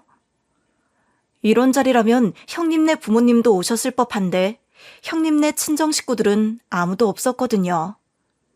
친정에서 형님을 내놓은 자식 취급하는 건가 싶은 생각이 들면서도 제가 상관할 바 아니라고 느꼈기에 시어머니와 형님이 서로를 마주보며 눈물을 흘리던 말던 저는 신경 쓰지 않고 눈앞에 있는 밥을 먹고 있었어요. 그런데 계속 저를 힐끔힐끔 쳐다보는 것 같았는데 나를 쳐다볼 이유가 없었기에 내가 지금 좀 예민한가 보다 생각했는데 제가 예민했던 게 아니었습니다. 형님이 편지를 다 읽을 때쯤 시어머니가 저를 보고는 한마디 하셨어요. 우리 집안에 의사가 나오게 생겼는데 너도 역할이 있어야 하지 않겠니? 네? 역할이라뇨? 그게 무슨 말씀이세요? 아니 그렇잖아. 여태까지 네가 우리 큰손주 의사 만드는데 보태준 것도 없는데 나중에 우리 큰손주 의사 되면 너희도 덕 볼 거 아니야? 그러니까 그때 도움받고 싶으면 서울에 있는 너희 신혼집 비워라. 조카가 의사 되는 거랑 서울에 있는 저희 신혼집이랑 무슨 상관이 있다고요? 우리 큰손주 의사 될 때까지 너희 집 써야 할 것 같으니 빠른 시일 안에 비워라. 시어머니는 저보고 조카들과 형님이 서울집에 들어와서 살 거니 집을 비우라고 통보를 하시더라고요.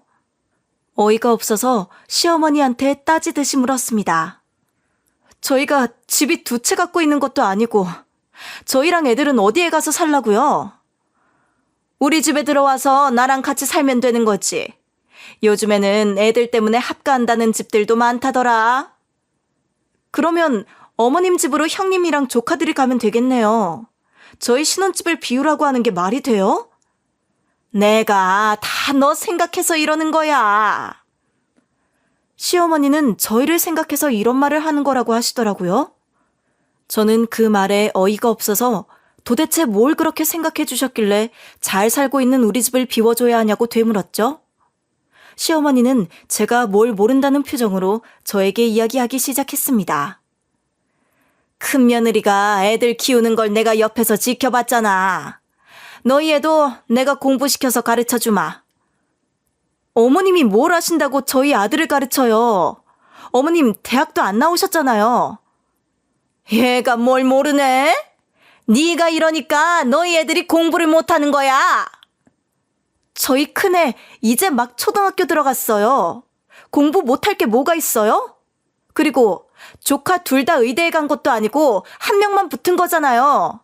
보니까 서울에 있는 의대도 아니고 지방에 있는 의대인데 서울집이 왜 필요한데요? 이번에 걔가 아깝게 떨어졌어. 다른 애매한 학과 보낼 바에는 재수시켜서 얘도 의대 보내야 할 거 아니냐. 서울에 좋은 재수학원이 있다고 하더라. 거기 보낼 거니까 잔말 말고 집이나 비워. 시어머니의 말에 저는 기가 막혀서 한 소리 하려고 하는데 남편이 옆에서 실실 웃으며 시어머니 편을 들기 시작했습니다. 그럼 엄마 덕분에 우리 아들도 의대 가는 거 아니야? 이런 시어머니가 어디 있냐? 다들 나한테 와서 어떻게 손주 의대 보냈냐고 방법 좀 알려달라고 커피 사주고 난리야. 여보, 시간 금방 지나가. 8년이면 우리의 대학 들어갈 때랑 딱 들어맞으니 그때 돼서 우리 신혼집으로 다시 들어가면 되겠네. 엄마, 그렇게 해요. 역시 우리 아들은 말이 잘 통하네. 남편은 저랑 상의도 하지 않고 본인 마음대로 그 집을 써도 된다고 하더라고요. 며느리 생활을 하면서 시어머니 때문에 얼마나 힘들었는지 뻔히 아는 사람이 시어머니 장단을 맞추며 실실 웃는데 그 순간 제 이성이 뚝 하고 끊어지는 기분이 들었습니다. 어느 정도여야 저도 받아들일 거 아니에요. 정말 100번 양보해서 다른 조카가 이번에 대학을 못 들어가게 돼서 서울에 있는 재수학원을 보내려고 한다. 그러니까 1년 정도만 이해해 줄 수 있겠냐. 이런 부탁을 해서 미안하다고 하며 사정을 이야기했다면 제가 이렇게까지 화가 나진 않았을 거예요. 그런데 통보하듯이 우리 신혼집을 달라고 하는 태도도 마음에 안 들었는데 남편까지 옆에서 말도 안 되는 소리에 장단을 맞추고 있었기에 저는 그 자리에서 벌떡 일어나 절대 안 된다고 소리를 꽥 질러버렸습니다. 여기가 어느 자리라고 큰 소리야? 제가 지금 조용하게 말하게 생겼어요? 저희 집 뺄 생각 없고 저희 애는 제가 알아서 교육시킬 테니 신경 쓰지 마세요. 너는 복에 겨워서 고마운 줄도 모른다. 네가 이렇게 멍청하니까 네 자식도 그런 거야. 네 형님 봐라. 저렇게 나한테 잘하니까 손주가 의대도 척척 붙은 거야. 남들은 나한테 애 좀 봐달라고 난린데 어휴 이렇게 몰라서야. 그럼 그 사람들 알려주세요. 저는 그런 도움 필요 없으니까요. 그리고 서울에서 학원 보내고 싶으면 근처 원룸을 알아보던가 어머님 댁에서 학원을 보내던가 하세요. 제 신혼집을 쓰는 건 절대 안 된다고 단호하게 이야기했기에 저는 이 부분에 대해서 말을 하지 않을 거라고 생각했어요. 그런데 시댁 식구들이 저를 완전 제외시키고는 지들끼리 이사 날짜를 정해버렸더라고요. 하루는 남편이 누구랑 조용조용 통화를 하길래 무슨 전화길래 저러나 싶어서 주의 깊게 들어봤거든요. 그런데 어떤 방을 누가 쓸 건지에 대해서 말을 하는데 딱 봐도 형님 조카에 대한 이야기라고 느꼈어요. 그래서 문을 벌컥 열고 들어가서는 지금 누구랑 통화하는 거냐며 핸드폰을 확 가로챘습니다. 제 목소리를 형님도 들었는지 전화를 바로 끊어버리셨더라고요. 남편 핸드폰을 손에 잡고는 남편에게 지금 이게 무슨 소리냐며 난리치기 시작했죠. 내가 저번에도 말했지. 우리 집 빼주는 일 없을 거라고. 지금 뭐 하는 거야? 우리 애들이 지금 당장 대학에 가는 것도 아니잖아. 그리고 8년 안 길어. 우리 애 벌써 초등학생 된 거 봐. 이 집을 우리가 돈 모아서 샀니? 이거 엄연히 우리 부모님 집이야. 시댁에서 뭘 해준 게 있다고 이 집을 달라고 하는 건데 절대 안 돼. 당신은 우리 애들이 잘 되는 게 싫어? 큰 조카가 잘 돼야 우리 애들도 그걸 보고 따라하면서 잘 될 거 아니야. 당신이 이 집에 그럴 수 있는 권리라도 있을 것 같아? 한 번 더 이 집에 조카들 데려온다는 소리 했단 봐. 나도 그때는 말로만 이러지 않을 테니까. 남편은 제가 하는 말에 문소리를 쾅 닫고는 집을 나가버렸고 저는 소파에 앉아서 화난 가슴을 진정시켰습니다. 아무리 생각해도 형님은 물론이고 남편도 이럴 수 있나 싶었어요. 제가 형님 때문에 얼마나 스트레스를 받았는지 가장 옆에서 지켜본 사람이었는데 조카들을 위해서 저희 애들이랑 같이 살고 있는 집을 넘긴다는 게 이해가 되지 않았거든요. 조카가 의대에 들어간다는 소식에 지금부터라도 형님에게 잘 보이고 싶어서 그런 건가 싶은 생각도 들었어요. 제가 이렇게까지 했는데도 남편은 제 말을 끝까지 무시했습니다. 며칠 뒤 남편이 직접 조카랑 아주버님네를 태워서 우리 집에 데려왔거든요. 현관에서 저와 눈이 마주친 남편은 태연하게 집 구석구석을 형님네한테 보여주기 시작했습니다. 형님은 저를 힐끗 쳐다보고는 아는 척도 안 하시더라고요. 그 모습에 저는 팔짱을 끼고 상황을 지켜보고 있었습니다. 남편은 이런 제 모습을 보며 결국 포기했구나 싶은 마음이 들었나 봐요. 신이 난 목소리로 방을 소개했고 마지막으로 안방문을 여는 순간 남편과 형님 그리고 조카까지 경악해버렸습니다. 이서방 왔나? 뒤에 있는 사람들은 누구신가? 장모님, 장인 어른이 여긴 어쩐 일이세요? 이 집 우리가 준 집인 거 잊었나? 우리 딸이 그러는데 다른 곳으로 이사 간다고 하길래 우리가 다시 쓰려고 올라왔네. 친정엄마의 말을 들은 남편은 얼굴이 새하얗게 찔렸습니다. 그럴 만도 했겠죠. 제 말도 무시하고 형님을 데리고 들어왔는데 저희 친정 부모님이 안방을 떡하니 차지하고 있으셨으니까요. 남편이 제 의견을 조금이라도 들어줬다면 저도 이렇게까지 하지는 않았을 거예요. 그런데 남편이 먼저 제 말을 무시했었거든요. 이렇게까지 안 된다고 얘기했는데도 불구하고 형님한테 미리 얘기된 날짜에 올라오라고 했었거든요. 남편 핸드폰을 보려고 본 건 아니었고 남편이 자기 핸드폰이 어디 있는지 모르겠다고 하길래 제가 찾는 걸 도와주다 먼저 발견했거든요.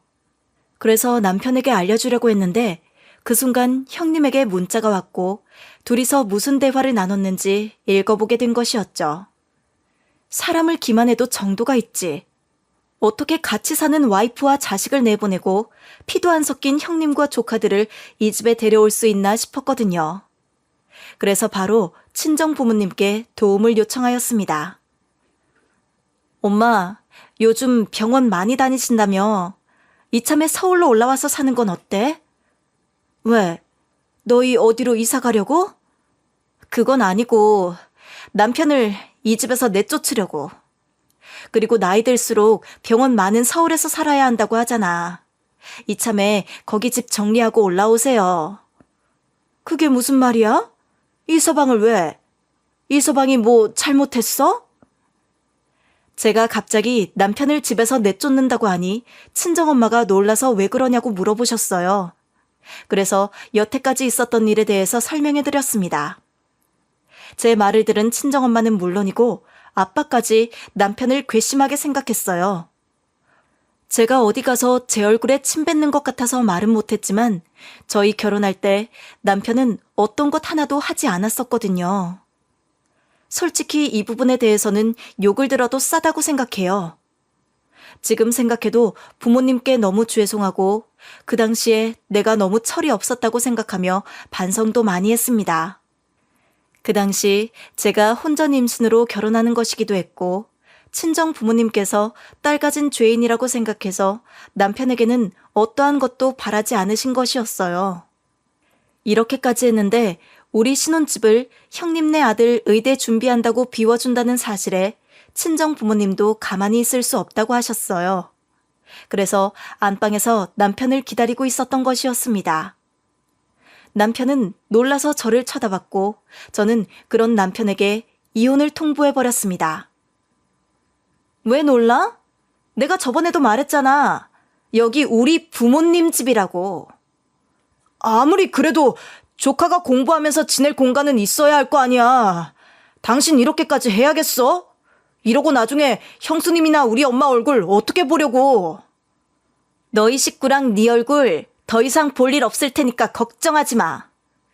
그게 무슨 소리야? 내 얼굴을 왜 안 봐?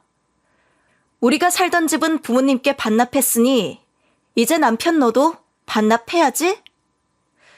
내가 너랑 우리 애들 잘 키우려고 결혼했지. 네 조카 키우려고 결혼한 줄 알아?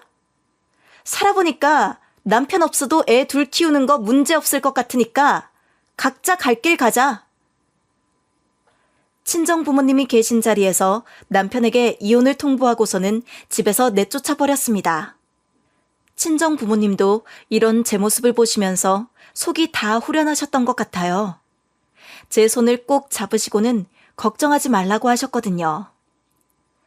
네 속썩이는 사위는 나도 필요 없어. 잘했다. 우리가 여기 들어와 살면서 애들 봐줄 테니까 너는 걱정하지 말고 네 일만 열심히 해. 어떻게 그래? 엄마 아빠랑 같이 살아도 애들은 내가 챙길 테니까 걱정하지 마세요. 너희 결혼시킬 때만 해도 너희 시어머니가 애들 다 봐줄 것처럼 굴어서 우리가 안심하고 내려간 거였잖아. 그런데 너 혼자 애 둘을 보면서 전전긍긍하는 모습에 얼마나 가슴 아팠는지 몰라. 당장 올라가서 애들 봐준다고 할까 싶은 생각도 한두 번이 아니었어. 이제는 엄마 아빠 믿고 저녁에 친구들도 만나고 그래. 부모님 속상하실까봐 시댁에서 느꼈던 서러운 일들에 대해서 말씀을 제대로 못했었어요. 큰애를 낳고 난 첫 명절에 시어머니가 저한테 연락하셔서는 큰며느리가 녹두전이랑 산적꼬치 좋아하니까 미리 해놓자고 하신 적이 있었는데 그때 제가 몸 푼 지 한 달도 안 됐을 때였거든요. 너무 속상한 마음에 친정엄마한테 전화를 걸어서 하소연을 했고 그것 때문에 친정엄마가 한동안 잠도 못 주무셨어요. 올라와서 우리 애 봐준다고 하셔도 우리 엄마 고생시키는 것 같다는 생각에 힘들어도 괜찮다고 하며 내색하지 않았습니다. 시댁에서 어떤 대우를 받지 못해도 시어머니가 형님한테 해준 호의들을 제가 받는 것처럼 친정 부모님한테 얘기할 때도 있었어요. 그 당시에는 잘 넘어갔다고 생각했지만 저희 부모님도 마음 한켠으로는 저와 제 아이들이 시댁에서 예쁨 받는 존재는 아니구나를 느끼셨던 것 같아요. 그렇게 저는 친정 부모님과 살림을 합치고는 남편과 이혼 소송을 준비하게 되었습니다. 사실 처음에는 합의로 끝내려고 했는데 시어머니가 기어코 소송을 하게 만드시더라고요. 남편이 시어머니한테 가서 이런 상황을 말을 했는지 시어머니는 저희 신혼집으로 찾아와서 소란을 피우셨습니다. 아니 이게 무슨 경우 없는 일이에요. 저희 큰애랑 손주가 들어와서 살기로 얘기 끝냈는데 갑자기 사돈이 올라와서 사신다니요? 저희 집에 저희가 다시 들어와서 사는 게 뭐가 문제가 됩니까? 사돈이 며느리한테 얘기를 못 들으셨나 본데 여기는 저희 큰며느리랑 손주가 쓰고 우리 둘째 아들 내외는 저희 집에서 살기로 했어요. 누구 허락받고 이 집을 쓰신다고 하는 거예요? 그리고 제가 우리 딸 쓰라고 이 집 건네준 거예요. 생판 남 쓰라고 비워둔 곳이 아니라고요. 말씀 참 섭섭하게 하시네. 우리 큰 손주가 어떤 인물인지 알아요? 이번에 의대에 척하니 붙은 손주예요. 나중에 사돈도 우리 큰 손주한테 진찰받고 싶으면 지금이라도 잘 보이세요. 우리나라에 의사가 그 집 손주 한 명만 있는 것도 아니고 됐네요. 그리고 그 집 아들내미한테도 이 집 저희가 들어와서 산다고 이야기해놨으니 이렇게 불쑥불쑥 찾아오지 마세요. 이제 저희 서로 얼굴 볼 일도 없을 거 아니에요? 시어머니는 계속해서 큰 조카를 들먹거리며 저희 엄마 보고 집을 빼라고 했지만 저희 엄마가 호락호락하신 분이 아니었기에 시어머니가 하신 말씀을 따박따박 받아치셨어요. 지금 기어코 애들을 이혼시키겠다는 말씀이세요? 사돈은 손주들 생각은 안 하세요? 언제부터 저희 손주들을 걱정했다고 그러세요? 이번에 우리 큰 손주 초등학교 들어가는데 선물 하나 안 해주셨다면서요. 그거야 지금 큰 손주 의대 보내는 것 때문에 정신이 없어서 그런 거였죠. 그러니까 계속 큰 손주들이나 챙기시라고요. 제 손주는 제가 알아서 챙길 테니까요. 그리고 여기 저희 집이니 당장 나가주세요. 친정엄마는 시어머니를 내쫓았고 시어머니는 그 와중에 애들 아빠도 없이 잘 키울 수 있겠냐며 비아냥거리기 시작하셨어요. 그 모습에 제가 이혼 소송을 결심하게 된 것이었죠. 좋게 좋게 끝내고 싶지가 않았거든요. 저도 계속 직장 생활했었고 아이들도 저 혼자 키운 날이 더 많았기에 재산 분할을 해도 제가 더 많이 받을 수 있을 거라고 생각했었어요. 저희가 친정 부모님이 살던 집을 신혼집으로 받아 사용했기에 집 대출을 받지 않아 정기적으로 나가는 대출금이 없었거든요. 그랬기에 적지 않은 돈을 모을 수 있었거든요. 시어머니가 나가시자마자 저는 변호사 상담을 받아 이혼 소송을 진행했습니다. 변호사분도 제 상황을 확인하시더니 잘하면 60%까지도 인정받을 수 있겠다고 하시더라고요. 그리고 아이들 양육비도 별도로 청구할 수 있을 거라고 하셔서 마음 단단히 먹고 진행했습니다. 당연히 제가 원하는 대로 이혼이 되겠지만 그 과정이 쉬운 건 아닐 테니까요. 남편은 제가 이혼 소송을 할 거라고는 생각지도 못했는지 받은 소장을 갖고 저를 찾아왔습니다. 정말 나랑 이혼하겠다고? 내가 형수님한테 우리 집을 드리자고 한 게 아니라 잠깐 빌려주자고 한 거잖아. 가족끼리 그 정도도 못 해줘? 나는 우리 부모님이 주신 집 다른 사람한테 빌려주는 꼴 못 보겠으니까 너랑 이혼하는 거야. 네가 갖고 있는 집을 네 형수한테 주던가 네 조카한테 주던가 해. 알겠어. 그럼 형수한테 오지 말라고 할게. 그러면 되는 거지? 무슨 이런 일로 이혼이야. 남편은 은근슬쩍 제 손을 잡으면서 미안하다고 하더라고요. 이혼 소송까지 당해보니 본인이 수그려야겠다고 생각했던 것 같아요. 하지만 친정 부모님까지 서울에 올라오시게 된 상황에서 이혼 소송을 번복할 생각은 눈꼽만큼도 없었습니다. 나는 이제 당신이랑 할 말 없으니까 당신도 변호사를 알아보던가 해. 내가 잘못했어. 이렇게 빌게. 내가 어떻게 하면 될까? 너무 늦었다는 생각은 안 들어? 나 당신이랑 다시 살 생각 없고 우리 애들도 당신 없어도 된대. 그러니까 애들 얼굴이라도 꼬박꼬박 보고 싶으면 양육비 밀리지 말고 보내. 제가 단호하게 말하니 남편은 그제서야 잘못했다고 싹싹 빌었고 저는 그런 남편을 뒤로 하고는 그 자리를 떠나버렸습니다. 남편은 진심으로 반성을 하긴 했는지 이혼 소송 중에 조정을 하자고 하더라고요. 1, 2년 정도 지나야 이혼 마무리가 되겠다 생각했는데 소송을 시작한 지 1년도 되지 않아 조정 이혼으로 남편과의 결혼 생활을 끝맺게 되었습니다. 이제 시댁 식구들 볼 일도 없겠지 생각했는데 이혼을 다 마무리하고 나서 시어머니에게 연락이 한 번 왔었어요. 몇 번 무시해도 계속 연락을 하길래 한 번은 무슨 소리를 하려고 이러나 싶은 마음에 전화를 받았습니다. 시어머니는 제 목소리를 듣기도 전에 본인 하소연만 쏟아내기 시작했습니다. 내가 너무 억울해서 살 수가 없다. 너는 알지? 내가 큰며느리한테 어떻게 했는지. 걔가 나한테 어떻게 했는 줄 아냐? 사기도 이런 사기가 없다. 시어머니는 사기당했다는 표현까지 하면서 형님과 있었던 일을 저에게 말씀하셨어요. 저는 대답할 새도 없었고 뭐라고 해야 할지도 모르겠더라고요. 그래서 어떤 일이 있었는지 잠자코 듣고만 있었습니다. 우리 큰손주 의대에 합격한 것도 거짓말이라고 하더라. 의대 합격해서 돈 많이 필요하다고 나한테 뜯어간 돈이 얼마인 줄이나 알아? 그럼 지금 의대 합격한 것도 제대로 모르셨는데 저희 집을 비워달라고 하신 거예요? 그때는 큰며느리가 손주가 의대생이 됐다고 하니까 내가 그런 거였지. 그런데 지금 그게 문제가 아니야. 이제는 우리 집에 밀고 들어와서는 나를 쫓아내려고 한다니까. 네가 우리 아들이랑 이혼을 했지만 그래도 여태까지 서로 쌓은 정이라는 게 있잖아. 네가 좀 도와줘라. 시어머니 말을 들어보니 제가 이혼한 것 때문에 서울에 살 곳이 없어져서 결국 시어머니 집을 차지하려고 들어왔고 안방까지 차지했다고 하더라고요.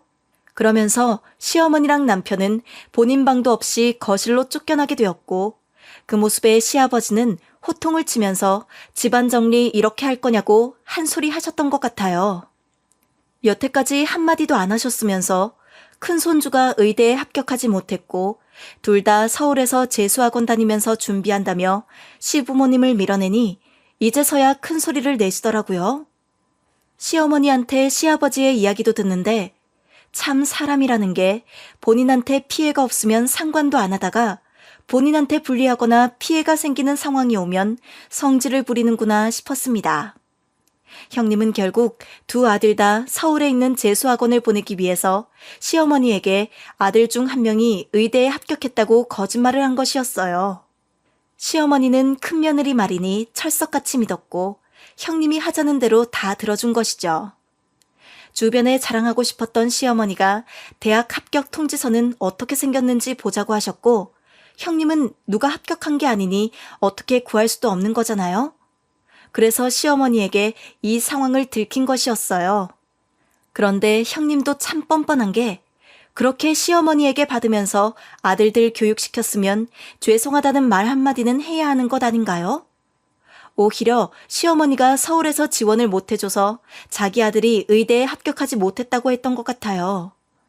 시어머니는 이 상황에 어이가 없어 저에게 연락을 걸어 어떻게든 도와달라고 한 것이었습니다.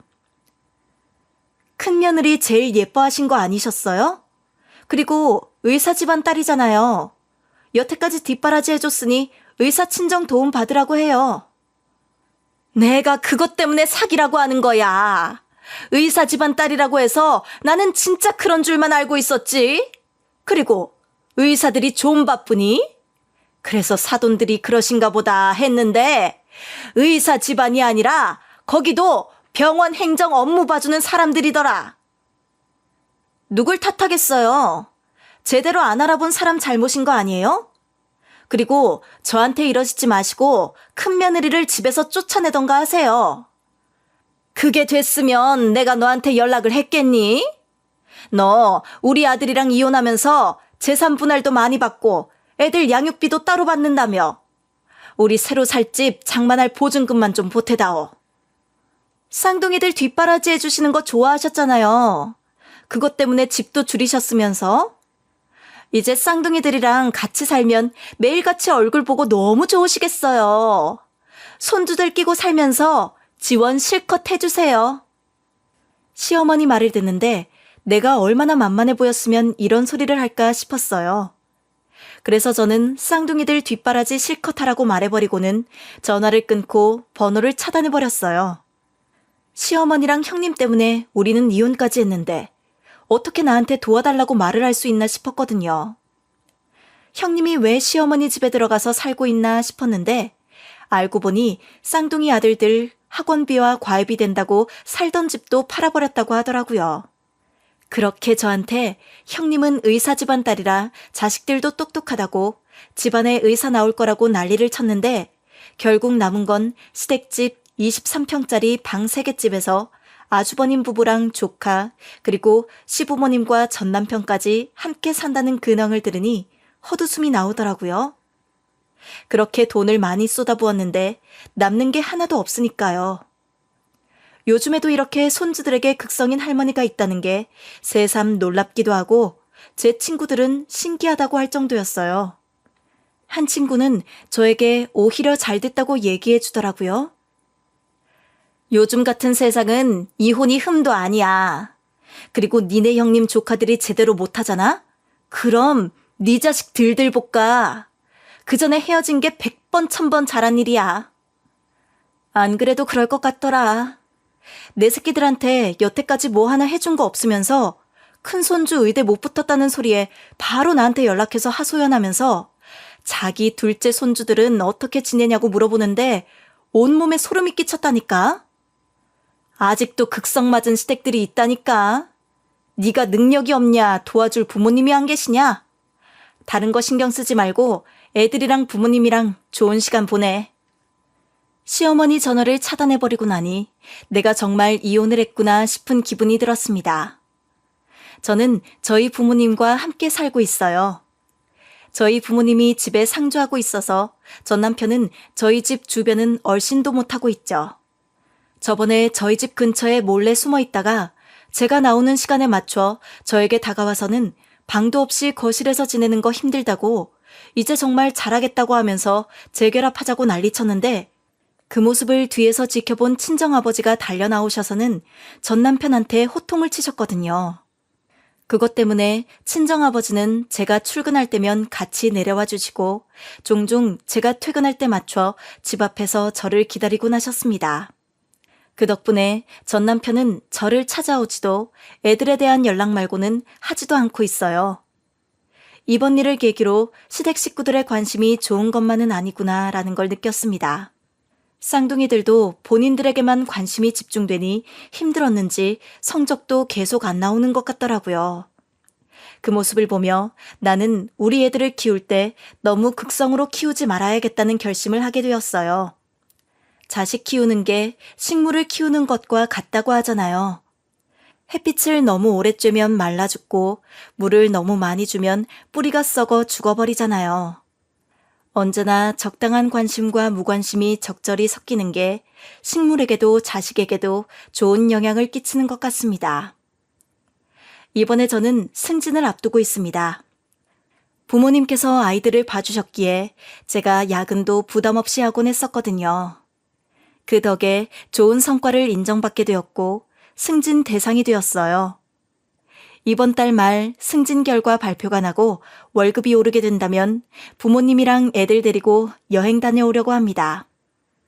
다 큰 딸 시집까지 보내놓고도 이렇게 뒷바라지 해주시는 부모님께 너무 감사드리는 마음 갖고 할 수 있는 효도 열심히 해보려고요.